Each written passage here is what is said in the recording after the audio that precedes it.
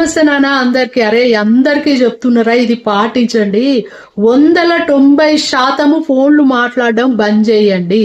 ఈ అమ్మలెక్కల ముచ్చట్లు ఫోన్లు చేసి ఈ సొల్లు ముచ్చట్లు మాట్లాడుతుంటారు కదా, చాలా మంది గంటల కొద్ది మాట్లాడుతుంటారు. సో ఈ మాటలల్లో ఈ ఫ్లోలో ఈ ఎగ్జైట్మెంట్ లో ఏదో కొంత టంగ్ స్లిప్ అయిపోతుంది. ఏదో ఒక దగ్గర మాటలు జారినమనుకో లేని అనర్థాలు. సో వీళ్ళు పోయి వాళ్ళకి చెప్పడము, వాళ్ళు పోయి మళ్ళీ మన దగ్గరకు వచ్చి మాట్లాడము, లేని పంచాయలు లేని అనర్థాలు ఈ ఫోన్ వల్ల. సో ఈ సొల్లు ముచ్చట్లు బంద్ చేయండి.